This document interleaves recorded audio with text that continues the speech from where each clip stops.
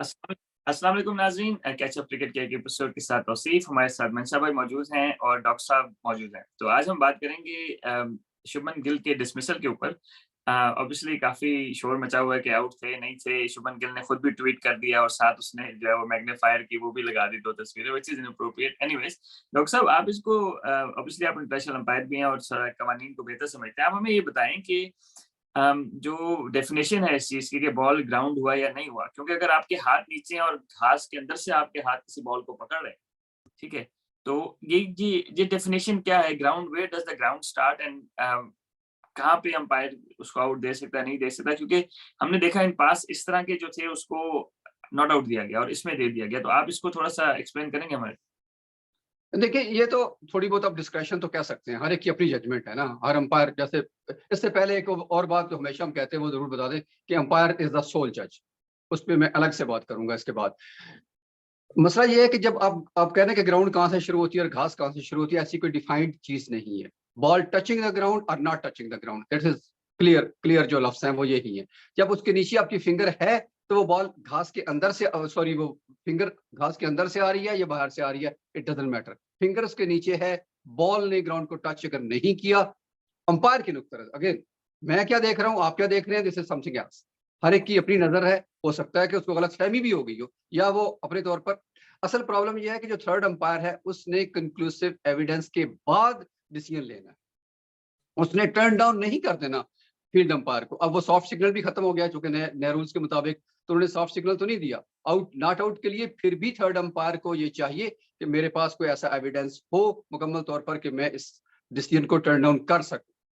ठीक है, तो उनके पास कोई ऐसा नहीं था, तो उन्होंने उसको आउट दिया। मेरा नहीं ख्याल कि अंपायर यहाँ पर गलत है। बाकी रहा बात कि आप उसको मैग्नीफाई करके बताएं, दिखाएं कि जी घास को टच कर रही है, तो बट अकॉर्डिंग टू डेफिनेशन अगर करेंगे तो fingers are still under the ball.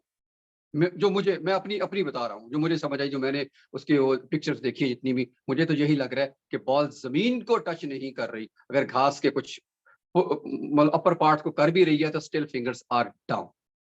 ये मेरा ख्याल है। जी सर।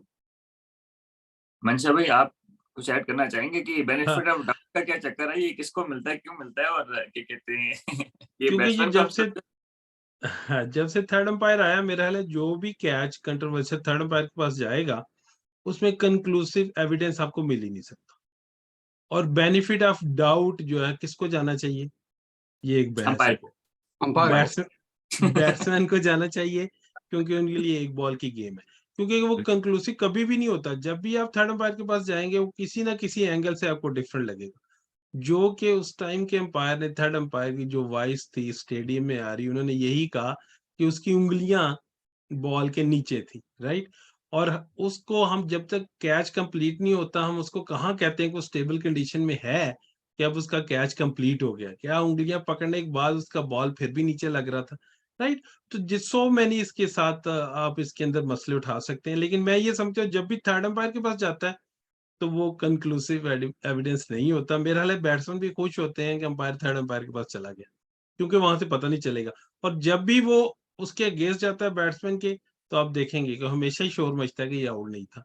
हालांकि ये जो सॉफ्ट सिग्नल था, और ये सॉफ्ट सिग्नल से पहले अगर ये जो मैं कह रहा हूँ थर्ड अंपायर ही नहीं था, तो बिल्कुल आपने अपनी वो जो अंपायर अपनी नेकेड आई से देख रहा है, वो आउट देता था। अच्छा डॉक्टर साहब, अब इनके जो स्लिप फील्डर्स थे, उनके भी किसी की रिएक्शन से ऐसे नहीं लगा कि शायद कोई डाउट हो। नॉर्मली होता है ना कि वो रिएक्शन से तो अब पहले तो ये था कि जिसने कैच पकड़ा है उसकी डिस्ट्रेशन है। अब मसला ये है कि उसकी तो आँखें नहीं थी उधर, सही है। तो अब अगर करंट सिनेरियो में आपका ख्याल है कि this is part and parcel of it, या आप समझते हैं कि इसको कुछ थोड़ा-सा बेहतर किया जा सकता है? लॉ की जो है वो क्या कहते हैं डेफिनिशन को थोड़ा-सा और क्या कह सकते हैं एक्सप्लेन करके बताया जा सकता है लोगों को, या फिर you think this is how it is? देखिए, इब्हाम तो सती साहब फिर भी खत्म नहीं होगा। जैसे हुँ, मंशा भाई ने कहा ना कि कोई ना कोई उसमें एंगल, कोई ऐसी जगह, कोई कुछ ऐसा निकल आता है। अब मेरा नहीं ख्याल कि अब इतने ज़्यादा कैमरे लगे हुए हैं, इतनी ज़्यादा टेक्नोलॉजी ऑलरेडी इन्वॉल्व्ड है, तो उसके बाद भी अगर कुछ ना कुछ इब्हाम रह जाता है, तो मेरा ख्याल है कि benefit of doubt should go to cricket. ठीक है, मेरा यह ख्याल है कि जो जैसे अगर हम बात करें 86 के फुटबॉल वर्ल्ड कप की, हमारी क्रिकेट की गुफ्तगू में फुटबॉल की मिसालें काफ़ी आती रहती हैं। तो सॉकर की बात कर रहा हूँ।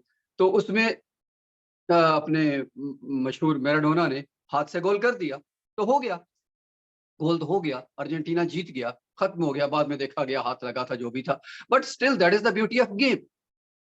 रादर देन कि आप उस पर फोकस करके रुक के बैठ जाएं कि जी बस यही अब पॉइंट है। क्या आप पूरे टेस्ट को आप उस एक शुभमन गिल के आउट होने को एक तरफ रख देंगे और 19 विकेटें बाकी सारी एक तरफ रख देंगे? ऐसा तो नहीं है। तो मेरा ख्याल है कि ये शोर गैर ज़रूरी है। अंपायर हैं, वो भी ह्यूमन बीइंग हैं, उनको बेनिफिट ऑफ डाउट देना चाहिए।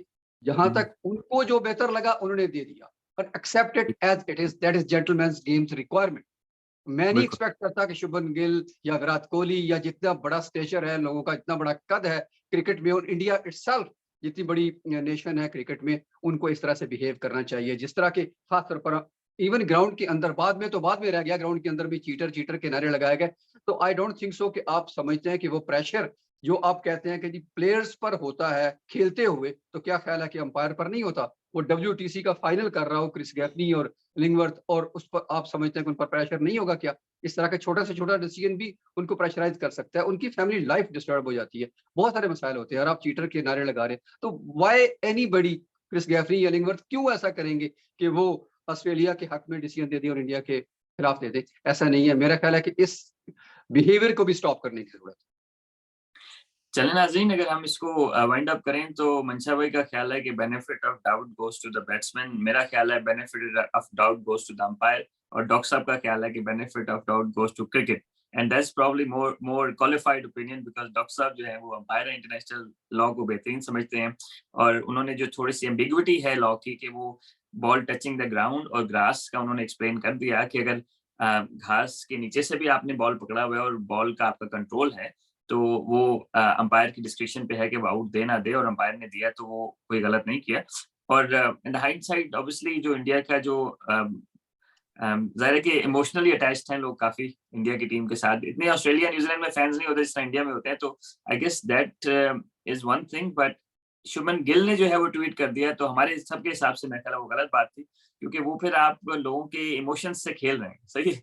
तो आपके साथ तो जो हो गया, because it's gentleman's game and you accept umpire's क्या कहते हैं वर्डिक्ट, इट्स राइट और रॉन्ग।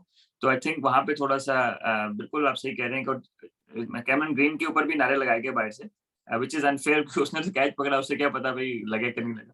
तो एनीवेज़ सती तो भाई एक चीज मैं ऐड जी, करता चलो, मेरा ले जी, रोहित जी। ने भी कहा कि 3 फाइनल होने चाहिए, और हुँ, फिर उसके बाद कमिंस ने किसी रेडियो को इंटरव्यू में कहा है कि मतलब वो रग्बी का भी एक फाइनल होता है, दूसरा भी एक फाइनल होता है, सारे एक-एक फाइनल होते हैं। ओलंपिक के लिए क्वालीफाई करने के लिए इतना कुछ होता है, फाइनल एक होता है, तो 3 फाइनल से भी फ़र्क नहीं पड़ेगा। तो मेरे ख़्याल है एक कैच से इतना फ़र्क नहीं, इतना शोर नहीं होना चाहिए। बेशक वो इस टाइम टॉप फॉर्म में है Shubman Gill, top of the world feel कर रहे हैं, हुँ, हुँ, लेकिन मेरा ख़्याल है एक हुँ। कैच का इतना शोर नहीं होना चाहिए। वैसे अपना मंशा भाई, स्टैनले कप के बेस्ट ऑफ 7 होते हैं फाइनल। देखिए तो चले नाज़रीन, ये या तो आईपीएल खेल लें या फिर एक से ज़्यादा टेस्ट मैच हो जाए, ये भी बड़ा मसला है। तो चलिए नाज़रीन, हम वर्ल्ड कप फाइनल के ऊपर अभी एक पोस्ट मैच एनालिसिस करते हैं, तो उसमें इंशाल्लाह ये सारी चीज़ें हम डिस्कस करेंगे। अपना ख्याल रखिएगा, हमें इजाज़त दें। अस्सलाम वालेकुम।